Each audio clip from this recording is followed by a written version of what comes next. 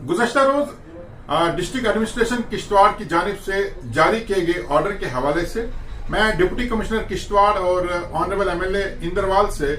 कुछ सवालात करना चाहता हूं। ये ऑर्डर जो 21 अक्टूबर 2024 को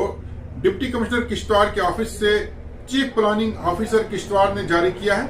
जिसमें 40 ऑफिसर्स को, मोस्टली डिस्ट्रिक्ट ऑफिसर्स को ये हिदायत की गई है कि वो 30 अक्टूबर 2024 को 3 बजे न्यू डीसी ऑफिस के कॉन्फ्रेंस हॉल में हाजिर हो जाएं और मीटिंग की गर्जोगायत introductory meeting by Shri PL Sharma honourable MLA Inderwal बताई गई है। मजेदार बात यह है कि ऑनरेबल एमएलए इंदरवाल का न तो किश्तवाड़ हेडक्वार्टर उनकी हदूद में पड़ता है, न उनकी जुरिडिक्शन है, और न ही जितने भी ऑफिसर्स, डिस्ट्रिक्ट ऑफिसर्स हैं, ये उन्हें मीटिंग में बुला सकते हैं। अब देखना यह है कि डिस्ट्रिक्ट एडमिनिस्ट्रेशन की तरफ से इस तरह का ऑर्डर जारी क्यों हुआ। अगर हम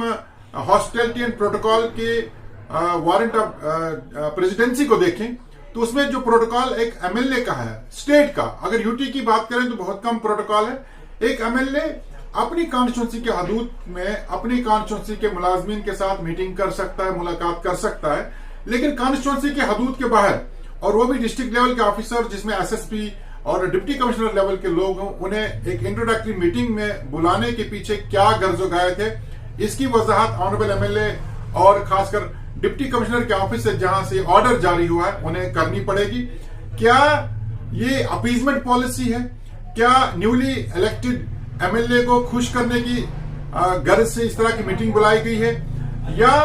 सिर्फ और सिर्फ ऑफिसरों को हरास किया जाएगा, उन्हें इस तरह की मीटिंग्स में बुलाया जाएगा? हमारी यूटी में 90 के करीब एमएलएज हैं, और अगर हर एमएलए इस तरह से डिस्ट्रिक्ट हेडक्वार्टर्स पर अपनी जो कॉन्स्टिट्यूंसी है, कॉन्स्टिट्यूंसी के बाहर जाकर इस तरह की मीटिंग बुलाए, तो मुझे लगता है पूरा साल तो इन मीटिंगों का सिलसिला ही चलता रहेगा और जसपाल भट्टी की इन मीटिंग्स में कुछ भी नहीं निकलने वाला है। ऑनरेबल एमएलए को चाहिए जो उसका काम है,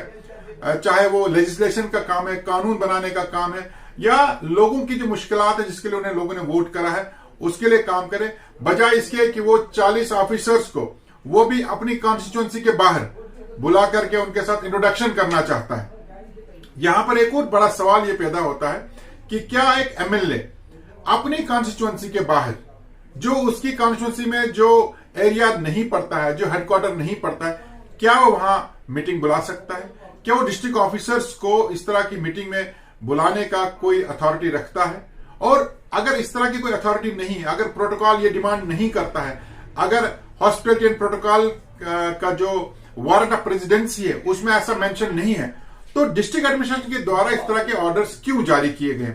क्यों इस क्रूशल वक्त में जहां ऑफिसर्स को ग्राउंड लेवल पर काम करना है, आगे फेस्टिवल्स हैं, बाकी लोगों की परेशानियां हैं, वहां तमाम कामकाज दिन का छोड़ करके 40 के करीब ऑफिसर्स को आप महज एक इंट्रोडक्टरी मीटिंग के लिए बुलाते हैं? इसके पीछे क्या गर्जोगायत अवाम ये जानना चाहती है, पब्लिक ये जानना चाहती है कि उनके टैक्स